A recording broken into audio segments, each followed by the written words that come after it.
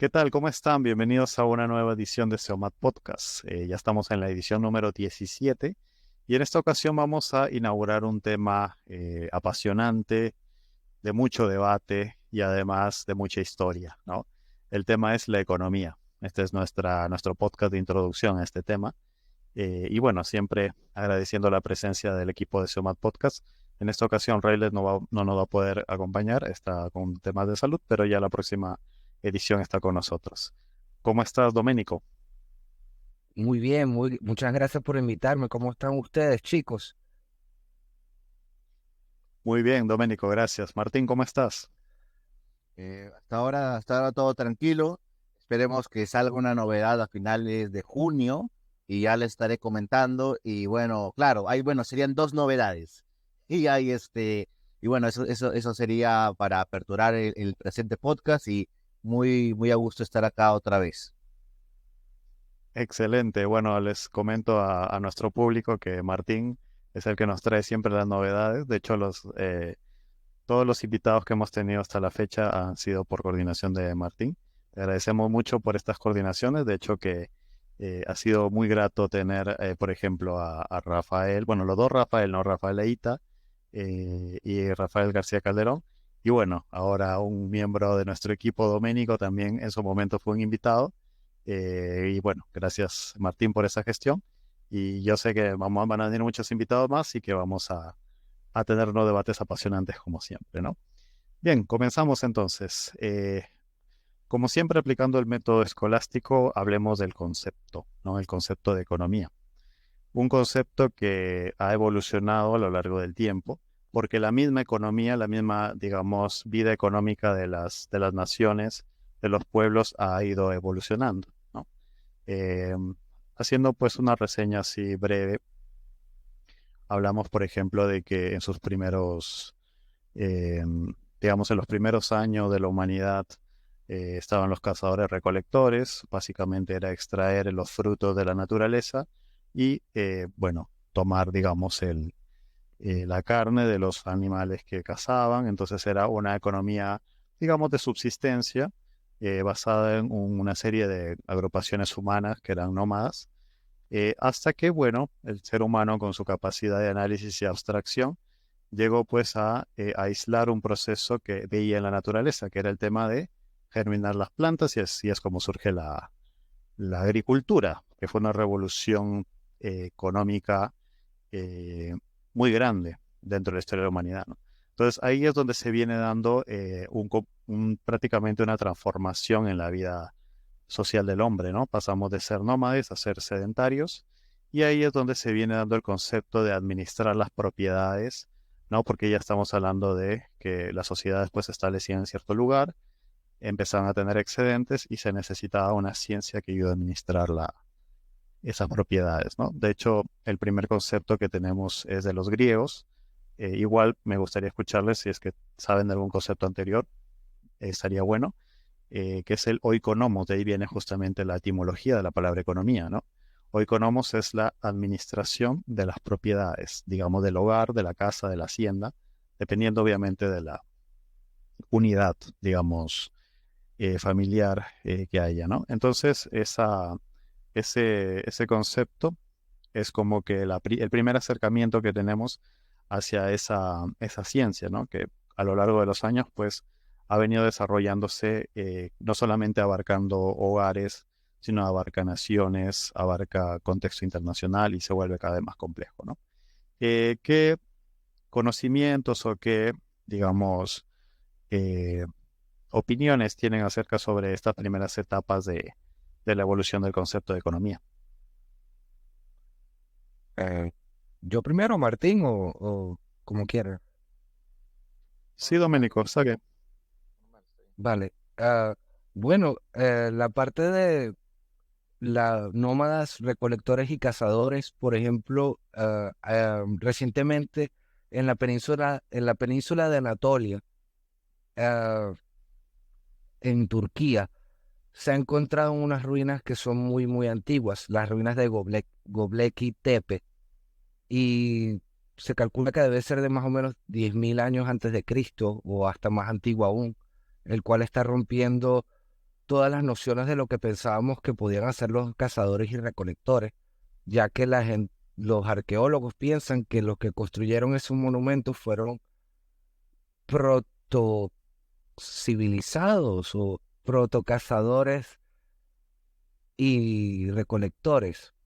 Entonces, en ese sentido, se pudiera decir que no hace falta una revolución agraria para empezar ya a tener por lo menos estos monumentos que se ven en Turquía.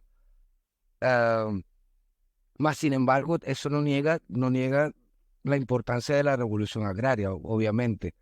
Pero lo interesante es considerar la acumulación de, ¿cómo se diría esto? De bienes en una sociedad que supuestamente está en supervivencia.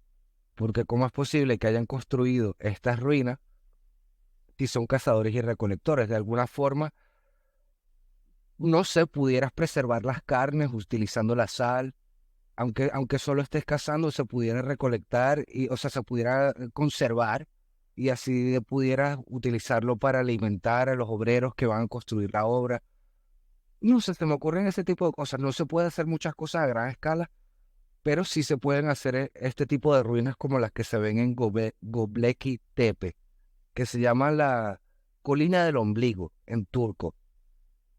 Ah, Después de lo que estabas hablando de los griegos, me gustaría también mencionar de Babilonia el código de Hammurabi, que supuestamente el código de Hammurabi supuestamente es el primer código escrito que pone las leyes para vivir en una ciudad. Y bueno, sí, es que todo eso es necesario de parte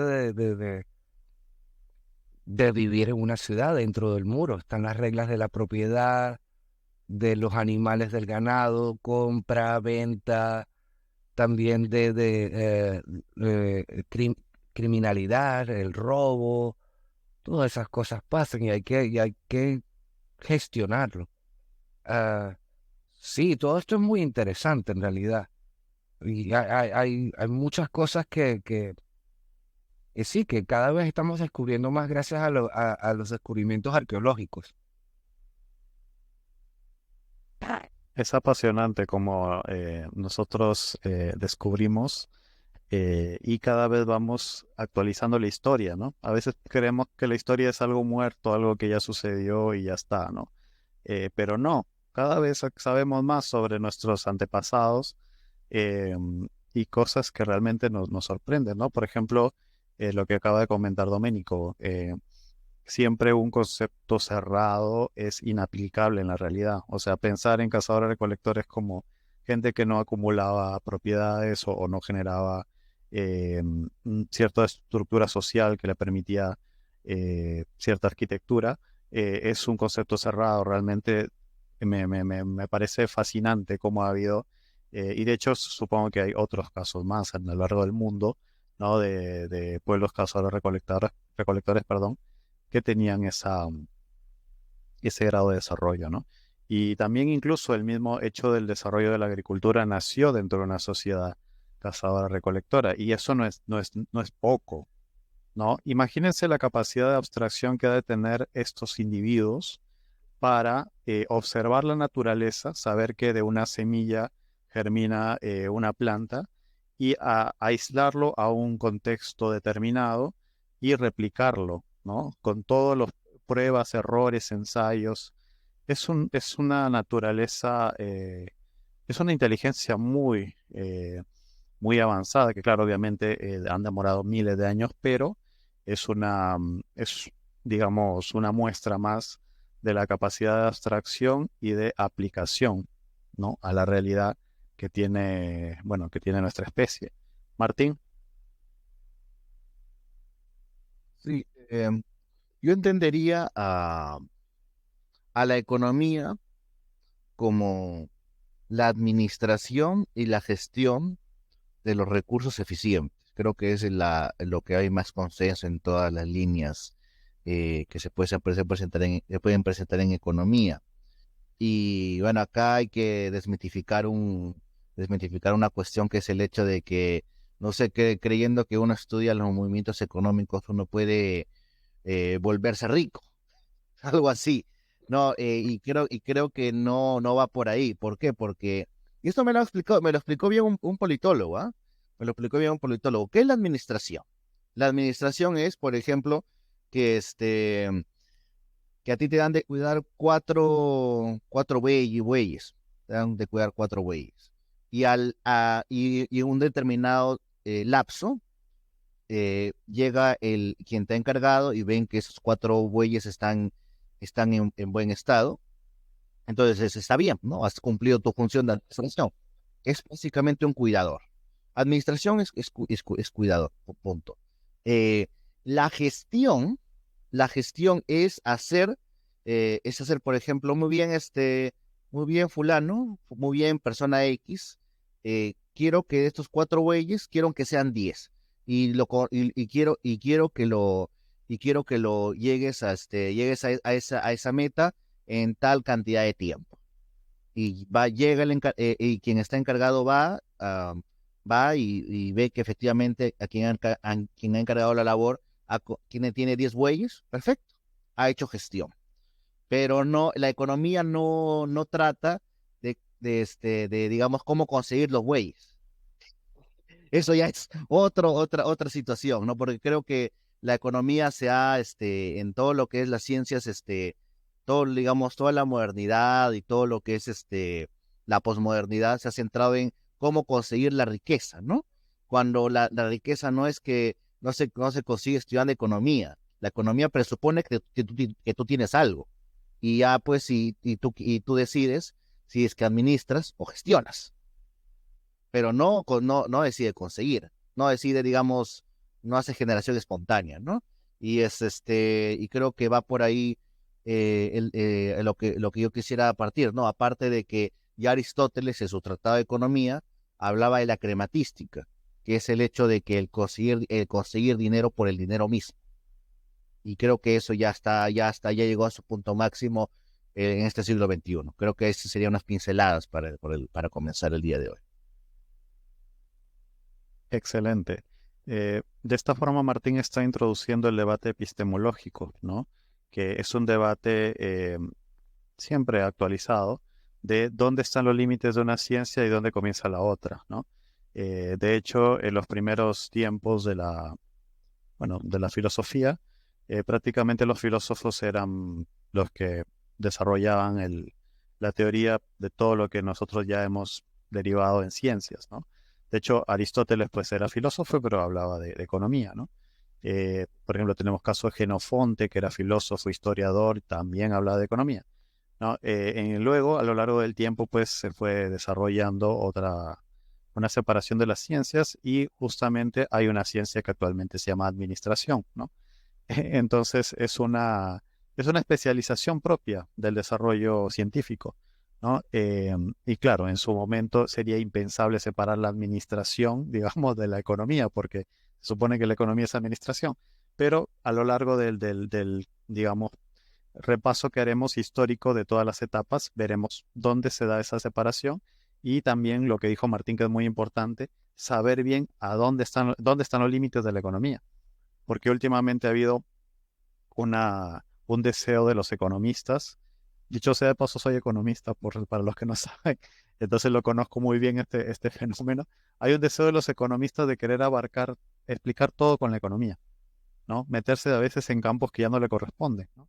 Eh, de hecho, hay conceptos como el de la economía austriaca que definen la economía como algo que ya está más allá de lo que le corresponde.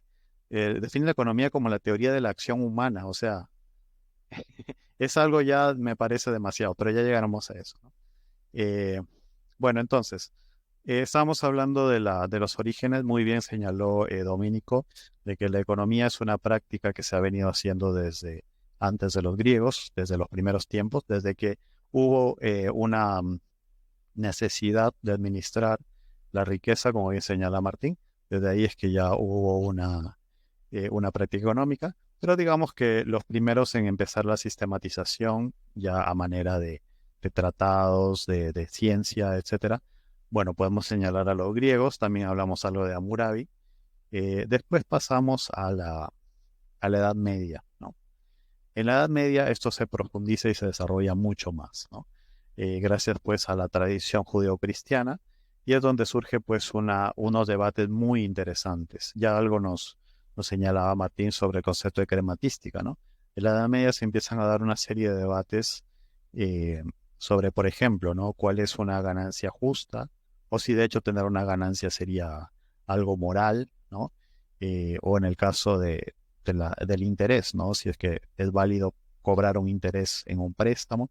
O sea, una serie de cosas que para nosotros lo tenemos como dadas, ¿no? O sea, si te dan un préstamo, obviamente te tiene que cobrar un interés, lo tenemos como que asimilado.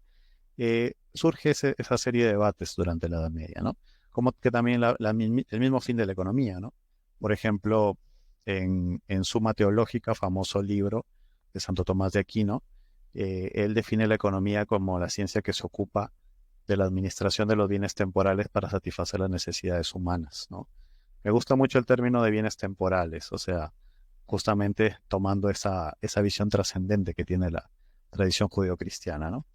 ¿Qué otros exponentes podríamos, o qué más podríamos decir sobre la economía en la época de la Edad Media?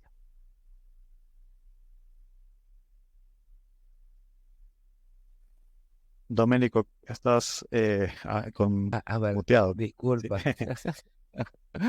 No, que me acuerdo de los gremios, Claro, permisos del rey, decretos para poder exportar o importar, mucho monopolio también. La compañía guipuzcoana que estaba en Venezuela, eso era por decreto del rey para poder comercializar en Venezuela. No sé cuál era la del Perú, pero me imagino que habrá sido una compañía igual.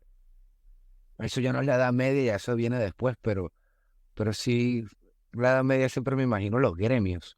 Están los que cortan las piedras, están los que hacen el oro, están bueno, los judíos también, que son los únicos que pueden prestar dinero y cobrar interés. Los usureros, no se le dice. No claro, estoy la seguro. usura, Sí, sí, la usura, sí. claro, los usureros, sí. Sí. También algo que, si hablamos de los sistemas económicos en la Edad Media, pues tenemos que hablar del feudalismo, ¿no? Ya para la Edad Media, pues la agricultura ya venía siendo pues una práctica que la mayoría de, digamos, de sociedades, al menos en la Europa occidental, ya tenían, digamos, muy implementado, muy asimilado el concepto de agricultura. Entonces se daba pues una distribución de la riqueza a través de la tierra, ¿no? O sea, básicamente pues el que tenía más tierra era el más rico. Y de esa manera se fue dando pues una serie de estructura social, económica, política, ¿no? Donde los terratenientes pues eran los que tenían la riqueza y por tanto el poder, y había una serie pues de personas que trabajaban para estos terratenientes, los famosos siervos, ¿no? Eh, que claro, obviamente la connotación de la palabra siervo es muy peyorativa en la actualidad, pero en su momento pues fue un rol, una función social que se daba, que eran pues los que prácticamente le alquilaban la tierra a los terratenientes. De los frutos de la tierra, una parte era destinada pues al sustento del siervo y otra parte era pues al terrateniente, ¿no? Y bueno, una de los negocios más lucrativos en esa época era justamente hacerse de más tierras, ¿no? Mediante invasiones, mediante guerra, ¿no? Dicho sea de paso, el clero pues también tenía obviamente sus tierras, tenía sus siervos. Es interesante también cómo las protociudades se fueron generando alrededor de los monasterios, ¿no? Donde pues incluso muchos monasterios daban trabajo a personas, y se fueron generando las primeras universidades, ¿no? Se fue especializando, se fueron generando como estamos hablando de epistemología, las primeras ramas, por ejemplo, de las ciencias. Había estudios de derecho, estudios digamos, de teología y una serie de ramas, ¿no? Entonces, en ese contexto es donde se da justamente esa visión, ¿no? De la economía como una manera de como bien dijo Martín, administrar los recursos, o como diría Santo Tomás, los bienes temporales, con el fin de satisfacer las necesidades humanas.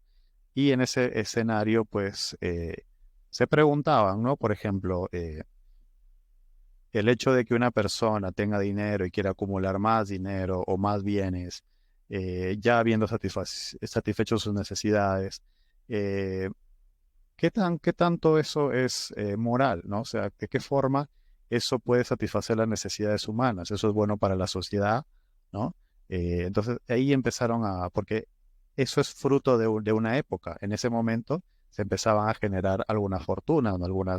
Algunos terratenientes que tenían más tierras que otros, que tenían grandes, bueno, al menos para la época, grandes lujos, ¿no? Entonces se daba justamente esa. Claro, eso se ha dado siempre, desde la época de los griegos también había grandes fortunas y demás, ¿no? Pero en este momento eso se ha dado junto con el desarrollo de la teoría económica por parte de los escolásticos, ¿no? ¿Qué más podríamos decir sobre esta etapa importante para el desarrollo del pensamiento económico, Martín? Me hiciste acordar lo que dijo una vez Sócrates. Bueno, Platón lo escribe naturalmente, una anécdota que está en la República. Alguien le pregunta a Sócrates cómo sería la sociedad ideal, ¿no? La República o el Estado, el título, como se titula, ¿no? Y bueno, pues tendría que darles características, satisfaciendo las necesidades básicas. Las necesidades básicas, ya da pues una lista, ¿no? No, ahorita no, ya leí hace mucho tiempo pues el libro. Pero da ciertas características, pero quien le replica, con quien está hablando Sócrates le dice, es que, pero ahí está, tú estás haciendo una ciudad para hombres o para cerdos. ¿Dónde están los lujos? Decía. Es que justamente para hacer eso necesitamos más recursos. Y para tener más recursos necesitamos invadir el territorio de los otros. O sea, justamente Sócrates, ve el origen de la guerra ahí, ¿no? Siempre es un tema económico, un tema de recursos en última instancia. Me gustó bastante esa lectura. Ahora, con respecto a, con respecto a todo lo que hubo en la era de la cristiandad, o el tema de la ganancia, eso ya sí ya se ha tratado en lo que es claro, o sea, todo lo que es más que todo la escolástica y particularmente la escuela de Salamanca. La escuela de Salamanca, que es un grupo de sacerdotes que se empezaron a tratar todo de varios temas de derecho, de economía, ¿no? Y, y empiezan a tratar el tema del precio, ¿no?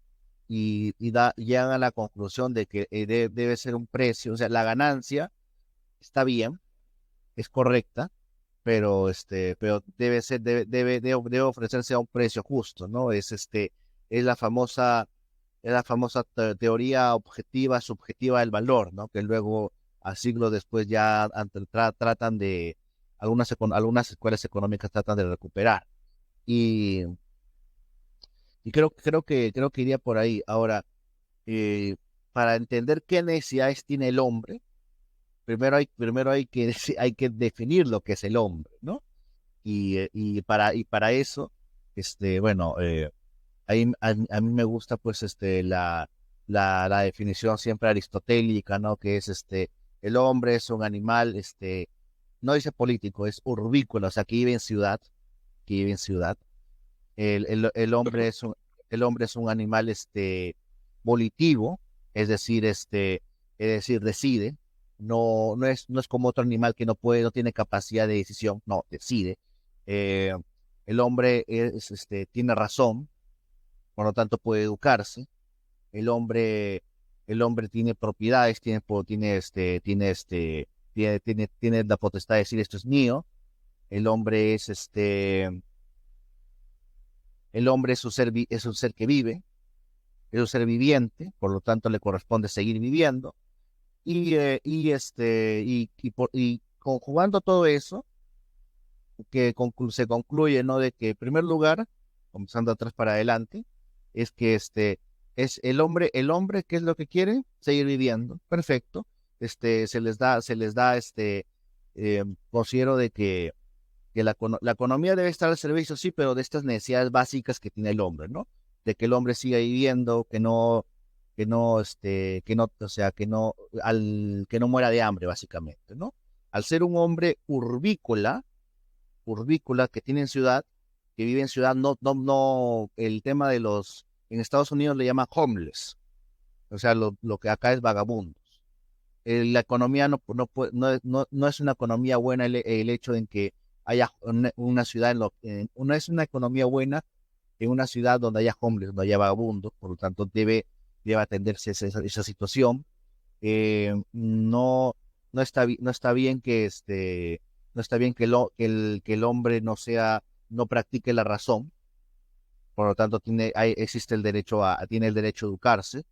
Eh, bueno, y los temas de libertad y de propiedad, naturalmente eso se respeta, ¿no? Y el gobierno, independientemente el de cuál sea la forma de gobierno que proponga o que describa Aristóteles en su libro La Política. Y ya bueno, creo que por ahí partiría todo, ¿no? De que la economía debe estar al servicio justamente de esas cosas elementales, ¿no? No de que un hombre no debe estar de que hombres o familias enteras estén en el siglo XXI en la calle, de que, de que el ser humano no se puede creer de que el hombre, haya hombres que mueran, hombres, mujeres, niños que mueran de hambre, de que no haya personas que no estén sin educación, no, es algo la economía debe servir a esos principios, ¿no? Todo lo demás sí ya es materia de discusión. Excelente. Pero Claro una que pregunta, parte... Ah, sí, Doménico. pero no entiendo cómo la economía puede estar al servicio de esas cosas, si a mí esas cosas me parecen decisiones políticas. La economía no simplemente se trata de yo compro y vendo. O sea, no, lo que pasa es que, claro, voy a regresar un poquito a la definición de economía. ¿Cómo la estamos definiendo? Como yo pensaba que, por ejemplo, en la economía era simplemente eso, la distribución de bienes y servicios que están adentro de un territorio cualquiera. No sé, ¿qué piensan ustedes de eso? Sí, Martín. Sí, claro, hay que entender una cosa es la economía personal o familiar, y otra cosa es lo que, bueno, se ha llamado lo que es economía política, que es el hecho de que ya de un gobierno tiene que decidir con respecto a los recursos, cómo tiene los recursos, ¿no? Ahora, claro, ahorita viene la discusión, ¿qué es el mercado? El mercado es simplemente personas particulares que distribuyen bienes y servicios entre ellos. Unos que ofertan, otros demanda. sí, Sí, claro, que demandan, que- exactamente. Ahora, claro, ya empezaríamos, bueno, sí hay una discusión, ¿no? Ahí de que cómo es, si hasta qué punto algo es socialismo, o algo es justo, o algo es liberalismo, algo neoliberalismo, pero yo, en ese sentido, considero de que cuando yo toqué el tema de las necesidades básicas del hombre, y al definir qué es el hombre, yo me refería a un gobernante, este, cuando le toque administrar ciertos recursos o administrar los recursos, esas deben ser sus prioridades. Todo lo demás ya me parece cuestión del mercado, ¿no? Porque si bien es cierto, bueno, hay fallas del mercado, normal, hay fallas también hay fallas del Estado, pero ya es otra discusión. Doménico. sí. Pero cuando hablamos de recursos para administrar, por ejemplo, ¿serían los recursos del impuesto que recolectan? ¿O estaríamos también hablando de recursos naturales que están bajo de la tierra de un país? O sea, lo del impuesto sí lo entiendo, Y los recursos naturales, a mí me parece que el mercado lo puede llevar.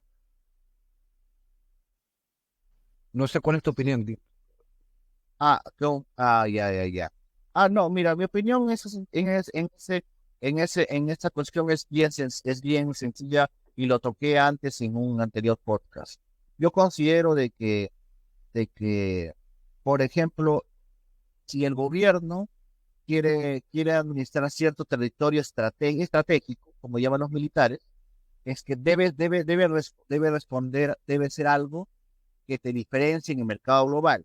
Por ejemplo, acá en el Perú, como nos reíamos con Denis, o sea, no va, ¿cómo vas a hacer que otra vez Petroperú vuelva? Está bien, es del Estado, pero que sea más del Estado. Es ridículo, no vas a competir con Arabia Saudita, no vas a competir con Arabia Saudita. Yo soy de la idea de que sí, el gobierno, porque el Estado y el gobierno son dos cosas distintas, el gobierno tenga potestad sobre algo estratégico, pero que lo diferencie en el mercado global, para así tener una ganancia no solamente nacional, sino también reconocida y que valga a nivel internacional. Ejemplo peruano, lo que es industrias alimentarias.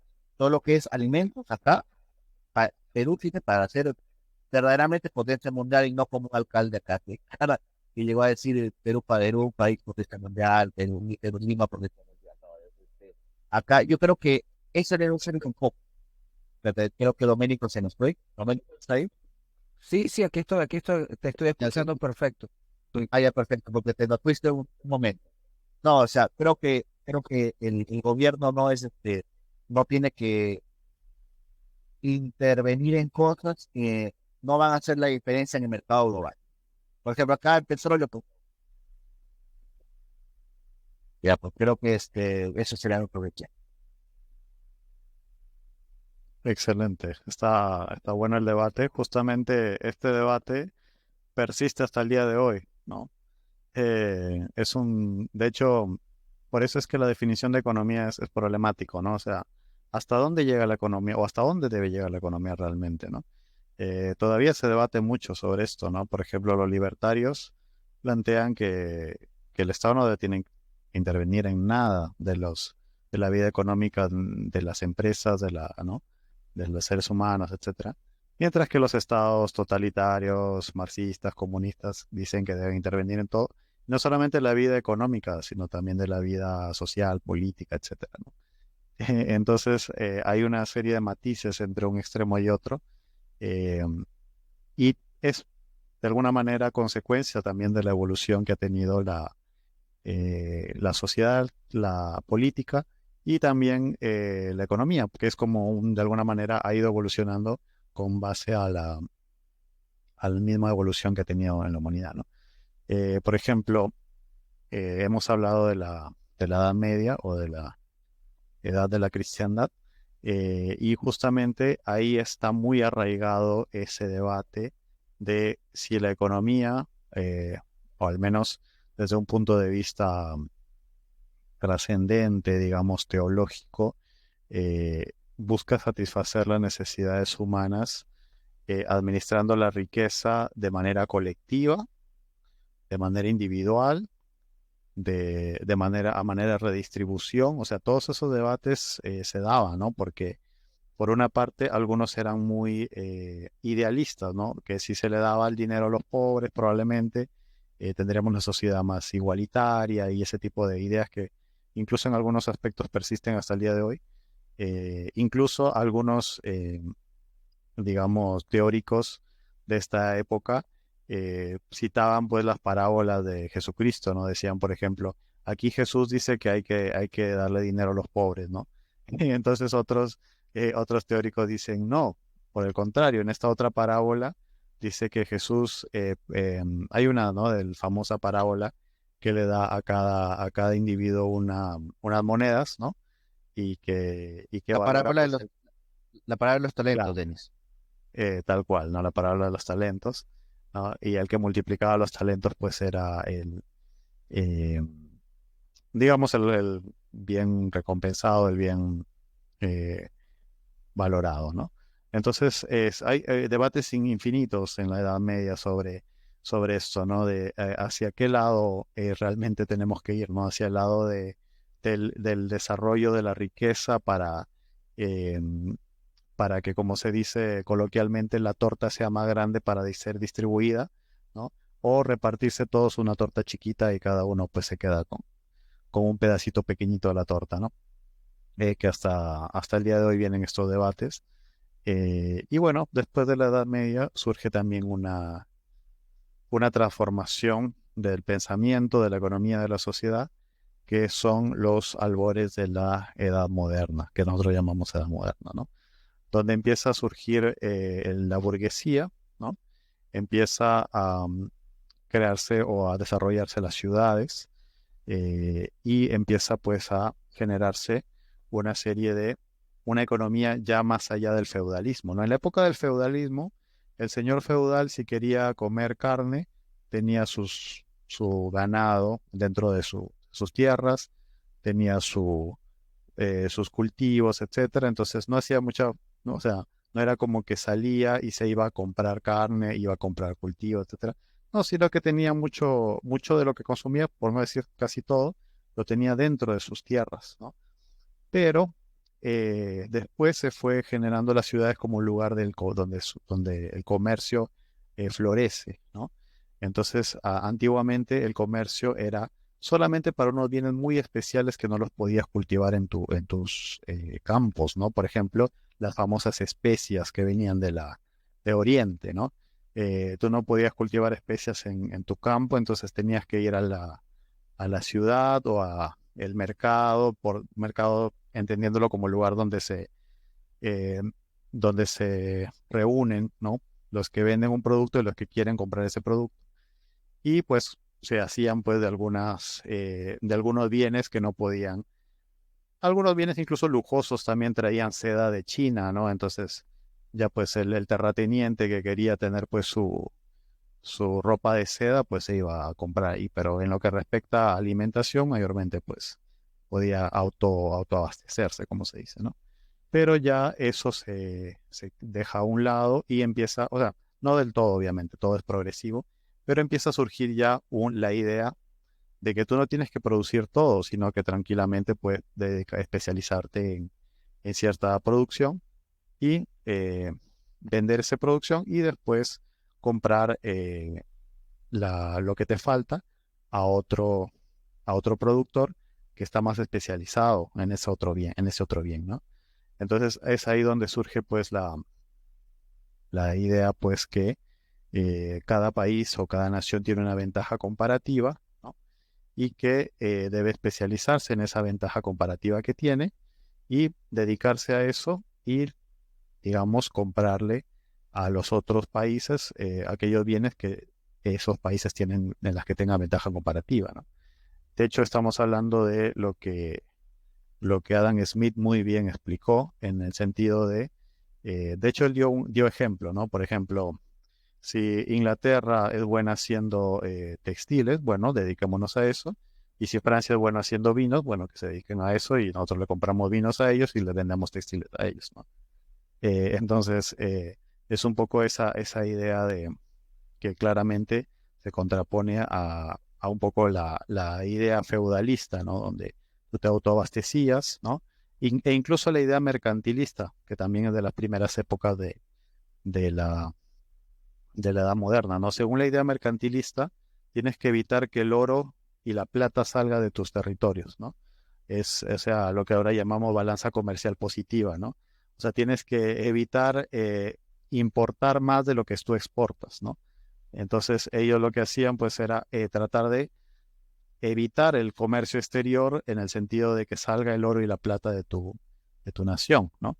Entonces surgen pues todas estas ideas, ¿no? He hablado del mercantilismo, he hablado de las primeras ideas de la ventaja comparativa de Adam Smith y como un detallito más, el tema de los fisiócratas, ¿no? Que son una escuela que surge en Francia, ¿no? Que, bueno, está un poco, de alguna manera, es como que predecesor de lo que llamamos después la economía clásica, donde tenemos, por ejemplo, la famosa frase dejar hacer, dejar pasar, ¿no? Laissez-faire, laissez-passer, que básicamente quiere decir que la economía va a fluir sola, ¿no? No hay que intervenir, no hay que dejar que todo se realice de manera natural, que cada quien pues busque sus propios, eh, con base a sus necesidades, busque sus propios productos y todo, ¿no? De hecho, hay una obra de François Quesnay que se llama La tabla económica y donde define a la economía como la ciencia que estudia las leyes naturales que gobiernan la producción y distribución de riqueza. Ojo a la palabra leyes naturales, ¿no? O sea, es como un precursor de lo que después Adeni llamó la mano invisible. ¿Qué otros autores de la Edad Moderna se le viene a la mente cuando hablamos de esta transformación social y política que sufrió la humanidad? Bueno, que tuvo la humanidad. Bueno, has mencionado a Adam Smith y con su libro Las riquezas de las naciones. Yo creo que todo el mundo que ha tenido cualquier clase de economía en el instituto o en la universidad, siempre empiezan con Adam Smith como que si él fuera el inventor de la economía. Pero bueno, obviamente eso no es así, pero es un señor que ha tenido mucha influencia en este tema. Y su librito La riqueza de las naciones, La mano invisible, el capitalismo laissez-faire, como estabas diciendo tú también ahora. Hay otro señor que me gusta, no, sí, yo creo que él también es del siglo XIX, Frédéric Bastiat, y él tiene la parábola de la ventana rota, y ahí puedes aprender un poquito de la oportunidad de costos, o sea, de los costos que no se ven, por decirlo así. Por eso también me gusta esta parábola de la ventana rota porque yo, por ejemplo, yo no soy muy partidario de que todas las guerras han sido por motivos económicos. Yo creo que algunas definitivamente, claro que sí, pero otras creo que también han sido por locuras. Por ejemplo, Alejandro el Magno, yo no creo que tuviera muchos motivos económicos, creo que él tenía motivos de grandeza. La misma guerra de Troya es por una mujer. Obviamente, no todas las guerras son así. Obviamente hay guerras que sí son por motivos políticos, pero yo pienso que también si vamos a declarar la guerra para hacernos más ricos, tenemos que pagar a los soldados, tenemos que tener logística, tenemos que invadir, después hay que matar a todo el mundo en el otro lado y hay que reconstruir todo lo que destruimos. O sea, no es tan fácil, nos vamos a tardar como, ¿sabes?, unos par de décadas mientras matamos a todo el mundo y reconstruimos. Y después de todo eso es que, bueno, podremos disfrutar de las riquezas, pero definitivamente que no. Yo no lo veo tan inmediato, a menos de que tú seas el general. Y como general, pues bueno, claro, para el bolsillo de uno. Ya después el resto que se resuelvan solos. Pero sí, bueno, creo que hay muchos costos en todas las acciones que uno toma. Y yo creo que se empieza a ver mucho en el siglo XIX con estos economistas hablando de la oportunidad de costos, de cada acción tiene unas consecuencias que pueden ser que ni siquiera te des cuenta. Y sí, eso creo que me gusta porque amplía un poquito más las acciones de las personas. No todo es de dinero, dinero, dinero.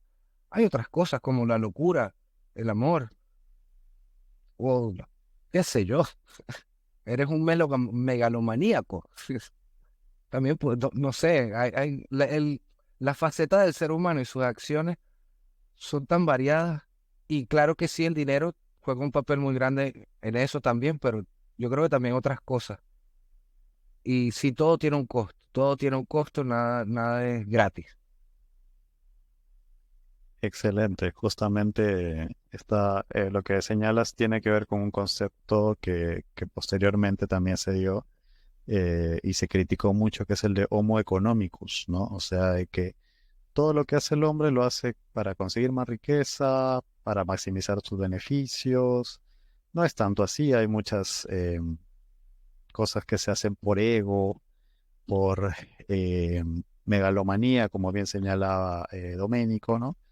y se dan las famosas victorias pírricas, ¿no? Que está bien, ganaste la guerra, pero te quedaste totalmente en crisis, ¿no?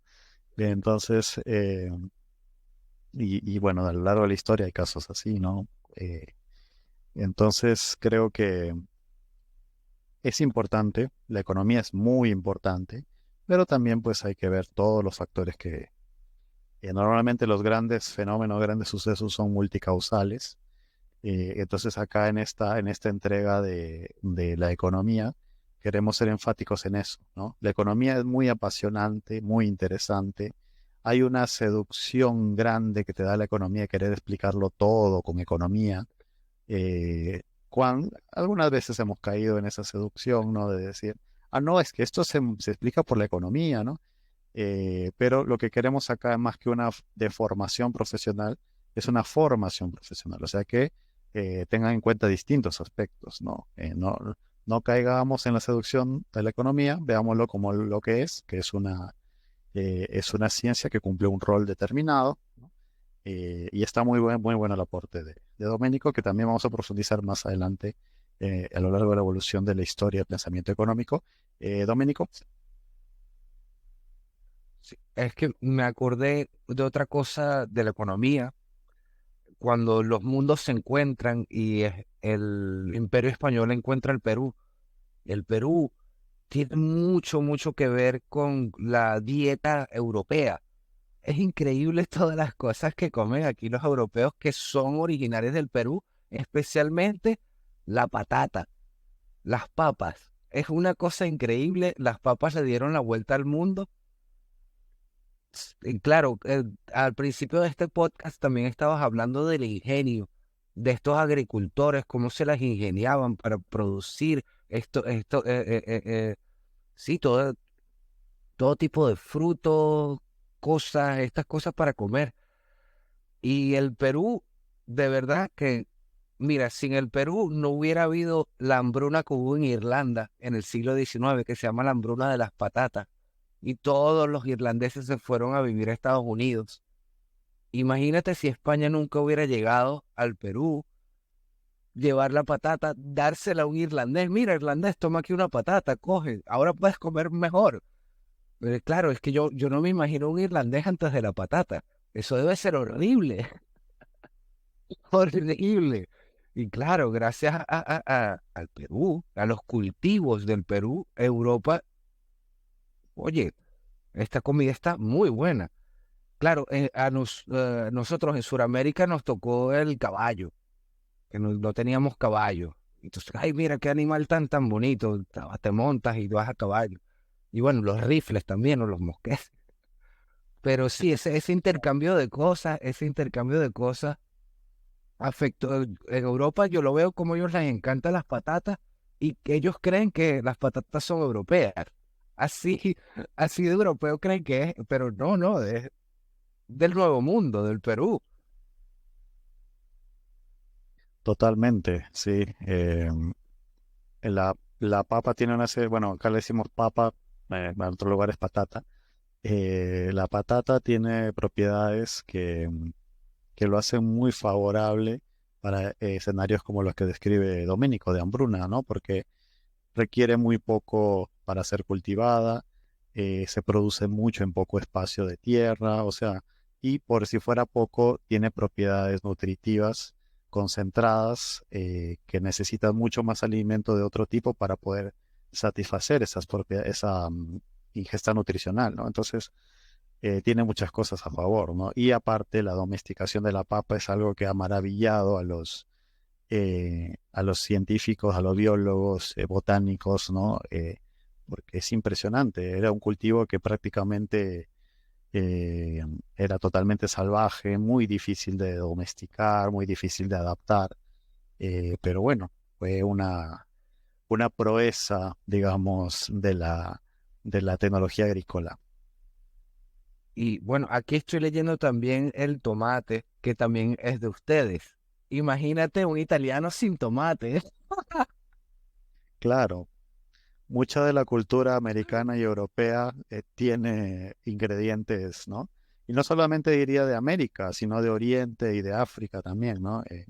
Solo que hay esa visión eurocentrista eh, que tampoco me voy al otro extremo, ¿ah? También Europa, pues imagínense las hojas de Oriente, pero bueno, el trigo, el caballo, aunque el caballo es de Oriente, ¿no? También de los árabes. Ahora que me estoy dando cuenta, prácticamente es una, digamos, adaptación y asimilación de... Yo creo que al final la humanidad es eso, ¿no? O sea, tenemos de todo un poco. Martín. Sí, ya, como ya les dije, Perú, país potencia mundial en alimentación. Es el camino desde siempre. Ya, bueno, dos cosas aparte, que también tienen relación naturalmente. Una vez un comentario de mi abuelo que le llegué a comentar, de que, bueno, tanto a ti, Denis, como a Reyes, de que está haciendo un libro de física, que refuta la materia oscura y todo eso, está en esa onda. Y él me llegó a decir un comentario bien interesante. El Perú salvó una Europa. Sí, o sea, es eso su gran aporte, así lo es.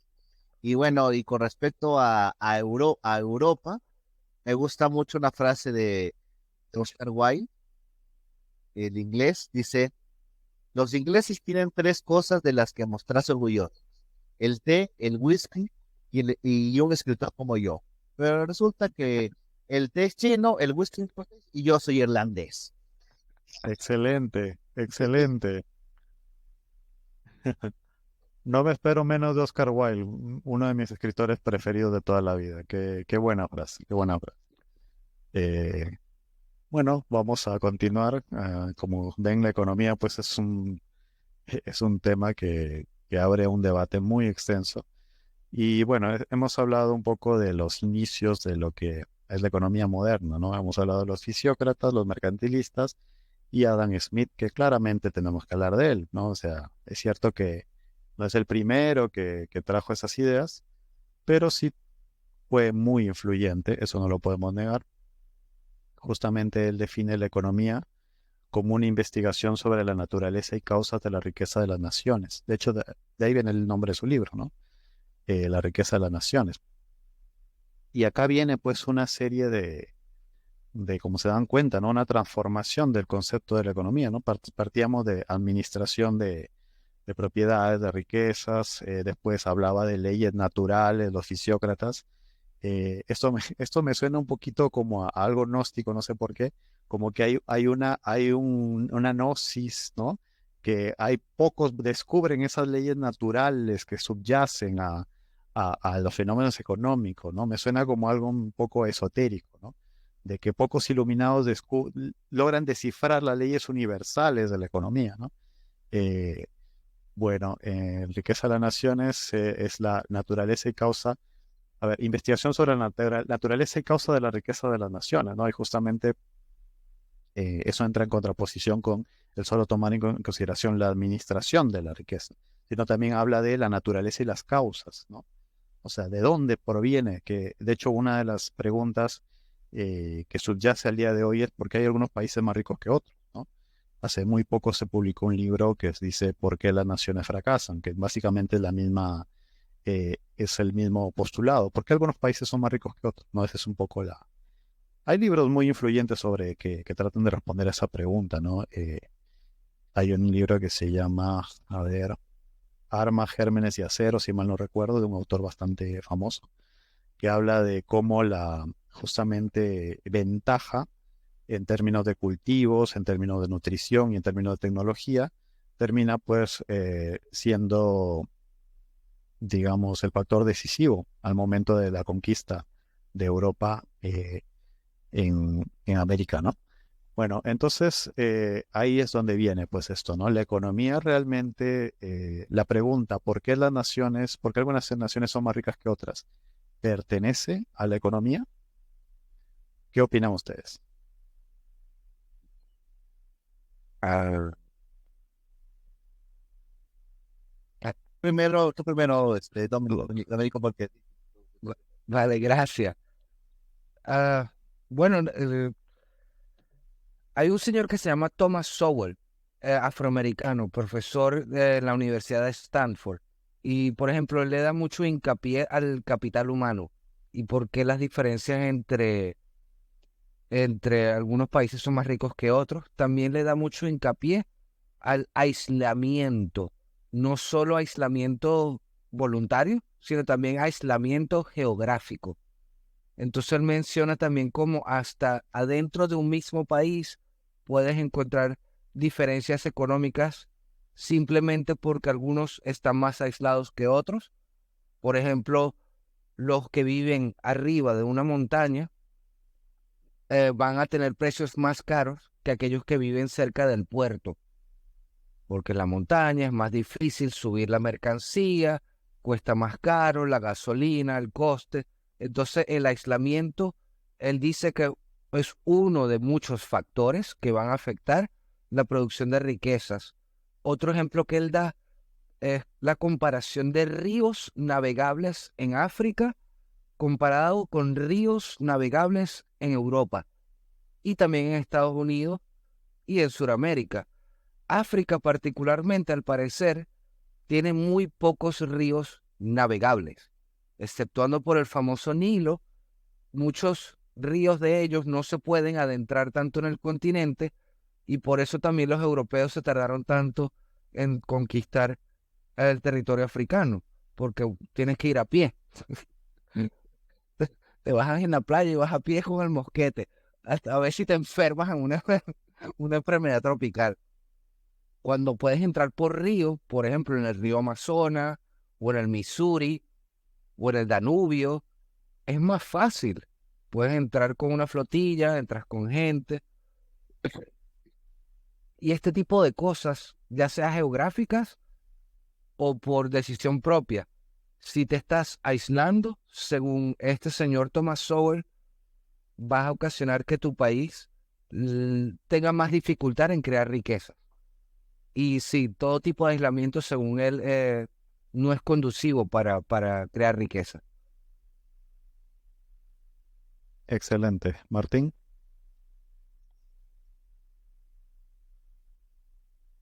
A mí me gusta mucho ese libro de Jaren Diamond de Armas, Gérmenes y Acero, porque la tesis es que él, me olvidé, él es economista, Jaren Diamond, Dennis, por cierto. Ya, justamente acá estoy revisando y él es geógrafo, biólogo, evolucionista, historiador. Bueno, Ah, ya, no es economista, sí. ya, ok. Porque él dice algo muy interesante, ¿no? Que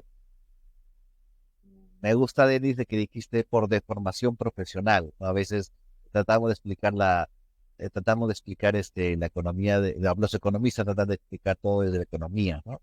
Yo, yo por lo menos no sé si será, advierto que no sé si será una de parte mía de formación profesional de politólogo. Yo pienso que el desarrollo de un país y tiene que ver con su industrialización. Y su industrialización depende de una dirigencia política. Depende mucho de la dirigencia política. Y bueno, aparte de Marcelo Gullo, que habla de su teoría de la insubordinación fundante, Jaren Diamond menciona de que cómo es que hay unas civilizaciones que se impusieron a otras. Y él habla de que básicamente básicamente a la fuerza, no en el sentido que se impusieron, como dice Doménico, de que yo te mato, no. Cercaron el recurso que querían, lo rodearon y lo defendieron a muerte. Hicieron ya, como diciendo popularmente acá en Perú, dice PRIMI, como diciendo yo primero, digo que yo lo vi primero. O sea, se acercaron, hicieron su ciudad ahí del recurso que querían y lo defendieron a muerte, y esas civilizaciones prosperaron. Claro, ahora en un mundo que estamos ahorita denominando mercado global. Ahora lo que consiste, lo que depende del desarrollo de un país, y yo considero que es de una dirigencia política que proponga un desarrollo de su factor industrial, pero de una industria que sea competitiva, que demande toda la obra. Pero que hay, y ese sí, ese es el desarrollo, ¿no? Que sería la versión del siglo XXI de decir PRI, lo primero. Sería la versión del siglo XXI. Excelente, excelente. Eh, Domenico, Pero, por ejemplo, los grandes desarrollos del siglo XX, Henry Ford revolucionó la industria automotriz. Ningún gobierno le dijo que lo hiciera. Steve Jobs hizo el iPhone, ningún gobierno le dijo que lo hiciera. Es más, muchas innovaciones, hasta la teoría de la relatividad de Albert Einstein, él la hizo porque él estaba loco. Bueno, no está loco, porque es un loco de las matemáticas y ningún gobierno va y se lo dice, o no va y lo hace. Pienso yo que no sé, que el gobierno no tiene mucho que ver ahí en lo que la gente decida que va a hacer de forma industrial. Y tampoco veo que si tomo un recurso y lo defiendo a muerte, vale, ajá, tomaste una mina de oro, pero tu mina de oro no sirve de mucho. Yo preferiría tener una fábrica de iPhone, una fábrica de carros o cualquier cosa que sea producida en una fábrica porque pienso yo que voy a hacer más dinero.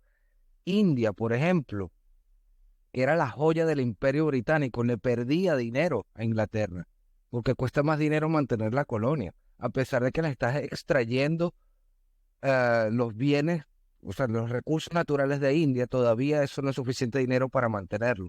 Mejor sería montar una fábrica en India, esclavizar a todos los obreros y ahí hacemos más dinero. Porque materia prima siempre va a ser más barata que algo producido. Y la producción de cosas, ¿sabes? Produces coches, produces computadoras, produces lo que sea. Yo pienso que te van a dar más dinero y no veo cómo los gobiernos van a incentivar eso. Bueno, le pudieran bajar los impuestos. Si bajan los impuestos, todo el mundo se viene. Bueno, no, sí, es una decisión política, tienes razón, sí. Es que yo estoy hecho un lío aquí.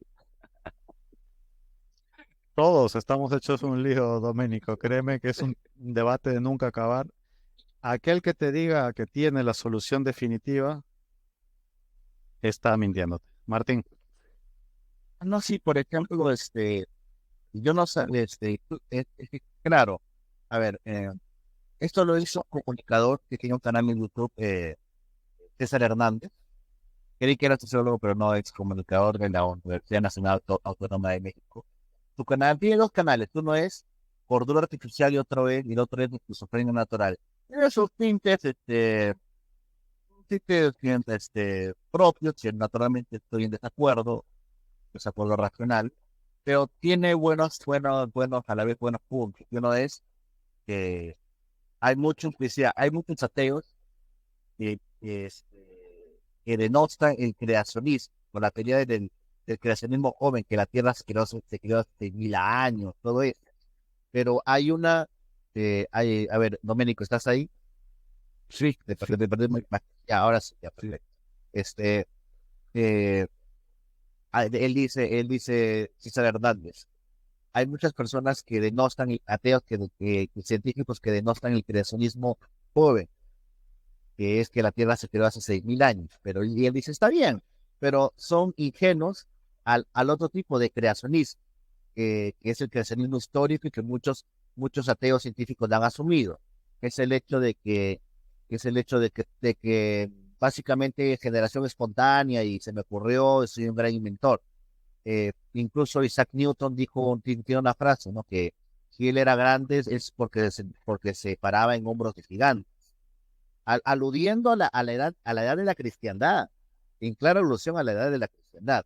Entonces, por ejemplo, Steve Jobs, no llegaría muy lejos. No te digo que sea un capo en su materia, que hizo las jugadas, o sea, ya es otro tema, pero inteligente, lo que hiciste es un genio, eh, pero no llegaría mucho sin los programas de desarrollo tecnológico que ya había hecho, ya había desarrollado Estados Unidos, y estos no hubieran llegado, no hubieran iniciado sin que, y por eso hay que ser objetivos, hasta, sobre todo con el enemigo. La Unión Soviética creó el celular, de verdad, está ahí. La Unión Soviética creó el artefacto, modelo, que después se le empezó a denominar celular, que ya los estadounidenses lo perfeccionaron, naturalmente, porque, bueno, la economía soviética sabemos cómo era. ya sabemos cómo era. Pero quienes inventaron eso, digo, claro que quienes dieron pie a eso fueron los soviéticos. Lo perfeccionaron los programas de desarrollo tecnológico de los Estados Unidos, y con base en eso ya salieron los grandes inventores, no solamente Steve Jobs, sino que hay varios otros. Bill Gates, no, Bill Gates es un magnate, es otra cosa, no es inventor de nada ese pan. Entonces, bueno, eso creo que quería por ahí, ¿no? O sea, no hay que ver de que todo tiene una línea histórica, todo tiene una línea histórica, y las grandes invenciones, sin dejar de ser, eh, obedecen a descubrimientos anteriores. Creo que lo dijimos en un anterior podcast, de que tenemos este paradigma de la revolución científica, y como que de la nada todo salió. De que antes era un mundo oscuro y ahorita le llegó la era de las luces y la revolución científica, cuando no, o sea, la definición de la ciencia es simple y llanamente, ver qué modelos han funcionado antes y si funcionan ahora.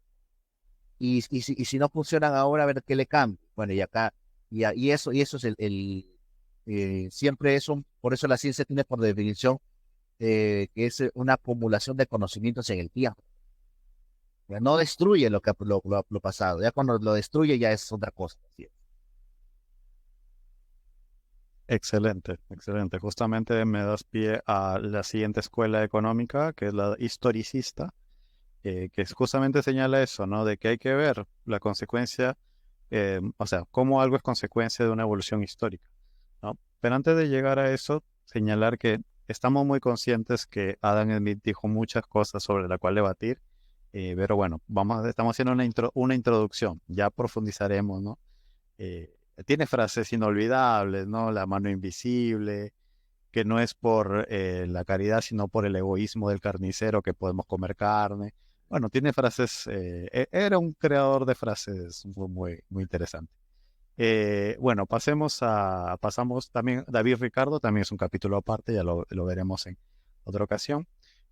Pasemos a la escuela historicista, que como bien dice Martín, ese planteamiento individualista y que la economía es algo aislado, o sea, el comportamiento económico es algo aislado de la sociedad, de la cultura, de todo esto, sino que hay unas leyes universales y, digamos, eh, propias de la economía y que no están manchadas ni por la política, ni por la cultura, ni por la raza, ni por nada. Eso es algo que fue criticado ¿por quiénes? Por los alemanes, precisamente, ¿no? Y fue por dos motivos, ¿no? Primer motivo, había un crecimiento económico muy grande de Inglaterra en ese entonces. Estamos hablando del siglo XIX, ¿no? Entonces, Inglaterra estaba superando al resto de economías de Europa Occidental, ¿no? Y ellos promulgaban las teorías de la escuela clásica, ¿no? Decían, libre mercado, le decían a todo el mundo, ¿no? Bueno, hasta el día de hoy, pero bueno, libre mercado, ¿no? Y ellos les convenía el libre mercado porque ellos ya tenían unos productos industriales que colocar en las otras economías y necesitaban un mercado libre para, pues, vender esos productos, ¿no? Además, necesitaban un mercado libre para comprar las materias primas de las otras economías, ¿no? Entonces, el libre mercado era la receta que ellos recomendaban porque les convenía, ¿no? Y bueno, el resto de naciones no eran tontas, ¿no? En particular, Alemania empezó a desarrollar una visión económica independiente, ¿no? En contraposición a Adam Smith o David Ricardo, ellos señalaban que realmente la economía tiene que ver mucho el trasfondo cultural e histórico. De hecho, le voy a ahorita leer un concepto de economía que lo propone, a ver un momento, que lo propone justamente un autor de esta escuela, la escuela historicista, ¿no? Dice, el autor es Gustav von Schmoller, dice, es la ciencia que describe, analiza y explica los fenómenos económicos en su desarrollo histórico y en su conexión con el desarrollo general de la cultura y de la sociedad, ¿no? O sea, esta definición claramente es una respuesta a Adam Smith y David Ricardo, ¿no? Como diciendo, no hay leyes universales independientes de la economía, perdón, de la política, de la sociedad y de la historia. Realmente hay que analizar los fenómenos económicos en el contexto en el que se desarrollan, ¿no? Eh, y eso podemos también extrapolarlo a decir que la, digamos, economía no es algo aislado del contexto donde se desarrolla, es algo que de alguna manera tiene que, si se va a aplicar cierta política económica, tiene que tomar en cuenta todas las consideraciones, ¿no? Qué conviene en cada determinado tiempo y en determinado lugar, ¿no? No son leyes universales que se aplican así como así a cualquier momento y lugar, ¿no? O sea, la economía, lejos de ser una ciencia como la física o como la química, que puede tener leyes universales, obviamente eso es debatible porque ya sabemos que estas ciencias también se actualizan, pero no es tanto como que la economía te da unas leyes que puedes aplicar en todo momento y en todo lugar. Es un poco la reflexión de esta escuela historicista, ¿no? A ver, parece que se ha salido Martín, ¿no? Sí, se fue, ¿no? Sí, a ver, hay que esperarlo unos minutos. Igual seguimos debatiendo sobre este tema, ¿no? ¿Qué opinas al respecto, Doménico, sobre este aporte de considerar la economía en su contexto histórico y cultural? Sí, estoy de acuerdo y también estoy de acuerdo con lo que estaba mencionando Martín, que uno de verdad está encima de los hombros de los gigantes. Lo que pasa es que yo simplemente creo que uno tiene ese libre albedrío para usar los logros de los gigantes del pasado. Bueno, aunque a veces no, que a veces también el gobierno depende. Y por eso me gusta lo que estabas mencionando del contexto. El contexto es muy importante. Me está recordando una vez más al señor que te dije de Thomas Sowell, porque él también le da mucho hincapié a la educación, sí, a mejorar tu capital humano para así poder mejorar tus condiciones económicas. No siempre funciona, pero ayuda mucho. Por ejemplo, tratar de aprender un nuevo idioma. Por ejemplo, tratar de aprender una nueva profesión. No quiere decir que inmediatamente vas a ser más rico, pero te estás abriendo las puertas a más cosas. Y sí, me gustó eso que estabas mencionando. Hay que ver el contexto, o sea, todo el contexto de lo que esté pasando. No solo el contexto histórico, cultural, también personal. O sea, tantas cosas que pueden afectar la acción económica que uno tome, tanto así sea como un país o una persona, porque un país también pudiera estar traumado, no sé. La Unión Soviética yo sé que tenía un trauma porque siempre los invadían y entonces hicieron todo el bloque, el bloque del este para protegerse. Los invadieron Napoleón los invadió, después los invade Hitler. Me imagino que los pobres ya estaban un poco traumados y tomaron esas decisiones de esa forma. Todo esto, sí, a mí yo creo que en ese sentido estoy un poquito de acuerdo con los alemanes. Nunca pensé que iba a decir eso en mi vida. Aquí estamos. Pero sí, creo que tienes razón. Hay que ver un poquito el contexto. Sí, Con tal que no digas estoy de acuerdo con el pintor austriaco, creo que estamos bien. Eh, a ver, bueno, ustedes, les hago la pregunta, ¿no? ¿Ustedes qué creen que contestaron los anglosajones a esta crítica alemana? ¿Le dijeron, sí, tiene razón, vamos a incorporar aspectos históricos? ¿O doblaron la apuesta y dijeron, vamos más allá, vamos a ponerle incluso matemática, porque las leyes universales se pueden definir matemáticamente? Opción A, opción B. Opción B. vamos a las leyes matemáticas. Claro, dijeron, no, todavía estamos comenzando, ¿no? Estamos comenzando. Y surgieron los neoclásicos, ¿no? Que por si fuera poco, no solamente señalaron que había leyes universales, que ya le llamaron naturales y demás, sino que además le pusieron matemática. Tomaron los modelos matemáticos de la física, de la química y empezaron a implementarlos en la economía, ¿no? Y ahí vemos modelos de optimización de utilidades, vemos modelos de producción, la famosa curva de oferta y demanda que se cruzan y te da el precio y la cantidad. Bueno, todo lo que nosotros nos enseñan sobre matemática en las clases de economía, surge justamente de esta escuela neoclásica. Y ellos justamente desarrollan modelos matemáticos para explicar fenómenos económicos, ¿no? Uno de estos pioneros, digamos, en esta escuela es Alfred Marshall, famoso también economista, y señala que la economía es el estudio de la humanidad en los asuntos ordinarios de la vida, ¿no? O sea, ¿qué quiere decir? Que la economía es algo universal. O sea, lo que tú estudias en un país sobre economía es lo mismo que tú estudias en otro país. No, no habla ni de cultura ni de historia, sino que hay una serie de leyes universales, ¿no? Y los que desarrollaron los modelos matemáticos en particular fueron los famosos marginalistas. De hecho, muchos de las funciones matemáticas que se estudian en economía derivan de los apellidos de estos autores. Por ejemplo, tenemos a Walras, tenemos a Higgs, tenemos a, bueno, una serie de autores de la economía matemática o matemática económica. Bueno, luego pasó algo que también fue un evento que representó un antes y un después, que fue la Gran Depresión, ¿no? Pero antes de llegar a eso y las consecuencias que tuvo eso en la teoría económica, no sé si tienen algún comentario o qué opinan sobre la aplicación de las matemáticas a la economía. Bueno, yo personalmente, oye, yo estudié un poquito de economía en el instituto antes de la universidad y me acuerdo cuando descubrí la escuela austríaca. Y la escuela austríaca precisamente, por lo menos lo que yo leí de Ludwig von Mises, él decía que él no consideraba la economía como una ciencia, él consideraba la economía como una filosofía.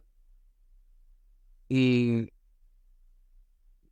de cierta forma me gustó porque no siempre todo comportamiento humano va a entrar en un modelo matemático, porque hay gente que está completamente loca.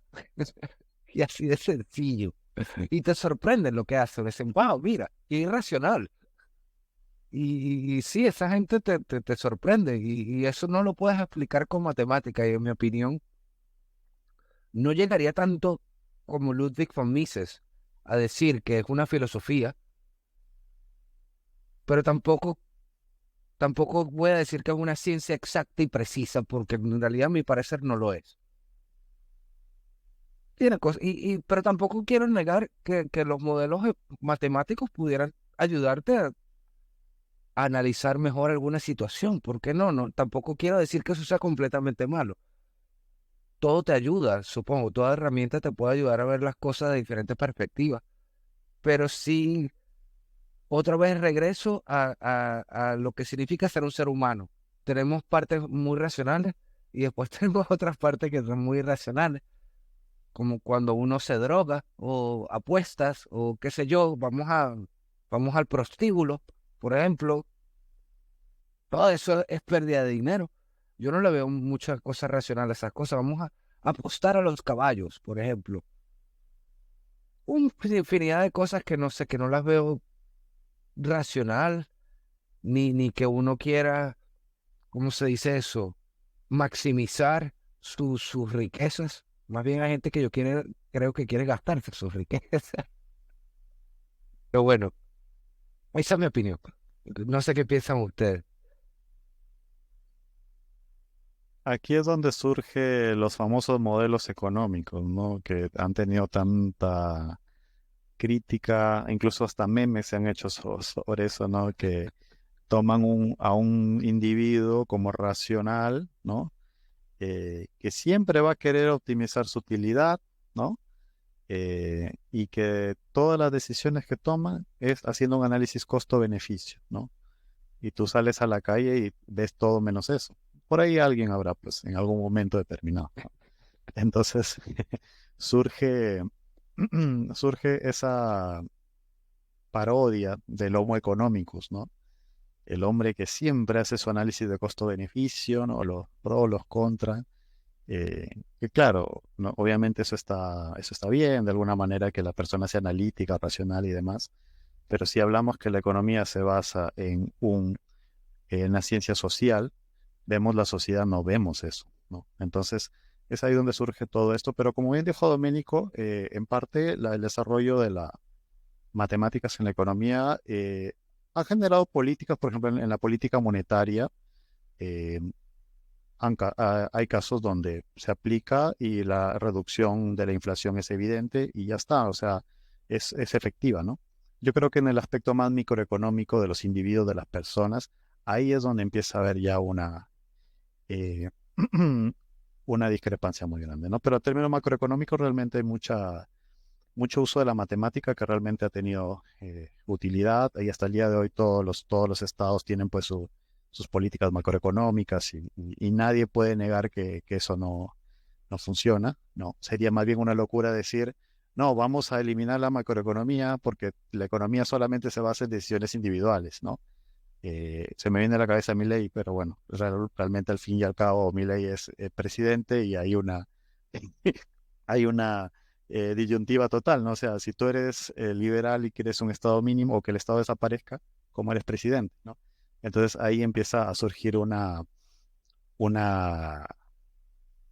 no sé si llamarlo crítica, sino más bien un análisis que nos hace ver que realmente la economía no es ir ni a un extremo ni a otro extremo, ¿no?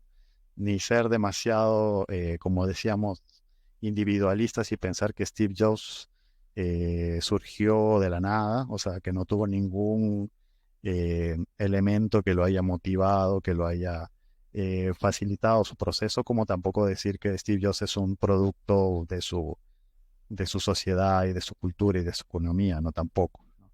Ni ser estructuralista, ni ser individualista, ¿no? Creo que es un justo medio, ¿no? Bien. Martín, ¿qué opinas al respecto sobre este uso de la matemática y querer hacer de la economía? Creo que tiene que ver mucho con el positivismo, ¿no? Me parece que lo que hace la matematización de la economía es quitarles la esfera ética, ¿no? Darle lo que es el juicio de lo que está bien y lo que está mal a la hora de gestionar o administrar los recursos limitados. Esto está clarísimo, ¿no? Porque no me sorprende el hecho desde que se empieza a matematizar la economía, eh, como yo digo, la era de la crematística, ¿no? O sea, la era de la cuestión del dinero por el dinero mismo, no hacer dinero para hacer algo, no sé, de repente es acumulación. O, claro, más que acumulación es el dinero ya no hace referencia a algo, sino a su objetivo. Simplemente, cuando yo comenzó con Nixon, Estados Unidos, como que ya, más que salir de pobre el patrón oro, cuando ya el dinero rompe una referencia a algo, el patrón oro, ya no hace referencia a algo objetivo. Ya la economía propiamente ya no es economía, ya es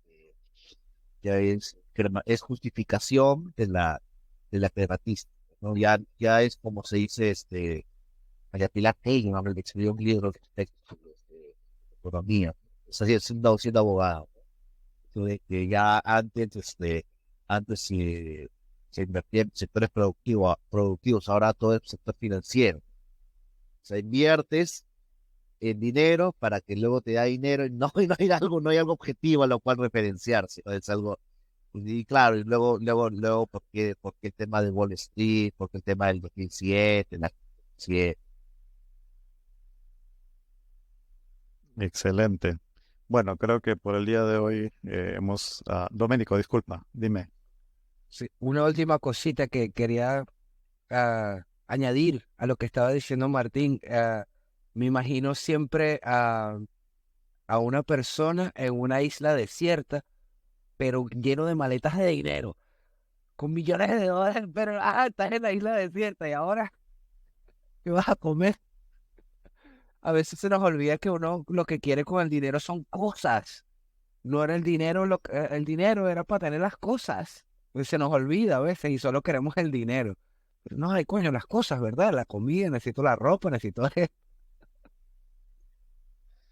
Excelente, excelente. Y justo das pie a lo que será la siguiente parte de este podcast, donde hablaremos de capitalismo financiero, ¿no?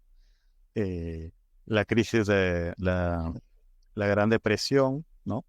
Keynesianismo, o sea, todo lo que ha venido después de eso. Eh, y bueno, nuevamente la pregunta, ¿qué creen que hizo el capitalismo después de la Gran Depresión? Opción A, dijo, bueno, hay que limitar más al sistema financiero porque vemos que esto se nos escapa de las manos. Opción B, no hicieron eso, le dieron más libertad y vinieron muchas crisis financieras posteriores. Ya la historia sabe qué opción fue la que prevaleció, ¿no? Y las que vendrán todavía, ¿no? Porque tenemos para rato todavía con el tema de las crisis financieras.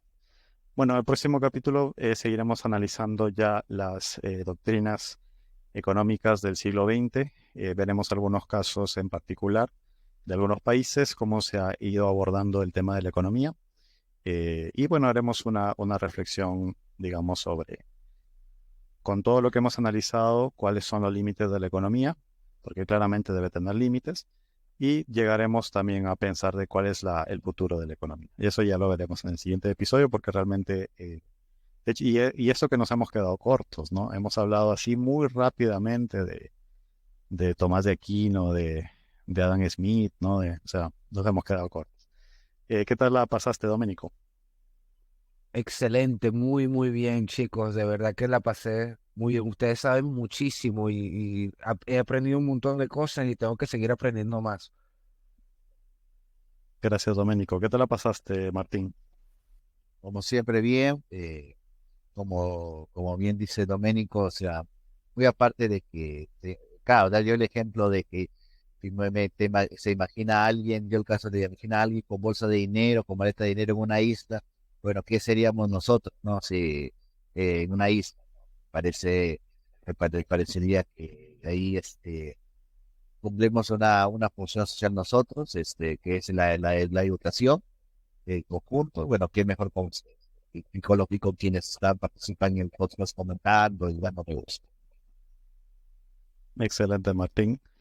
Y bueno, quiero culminar esto con un resumen de lo que hemos hablado. En primer lugar, hemos definido la economía desde las distintas ópticas, de distintas escuelas económicas. También hemos conectado un poco los sistemas económicos de cada época y cómo estos se relacionan con las respectivas definiciones. Ha habido debate y no es para menos porque la economía justamente es un tema de debates muy acalorados.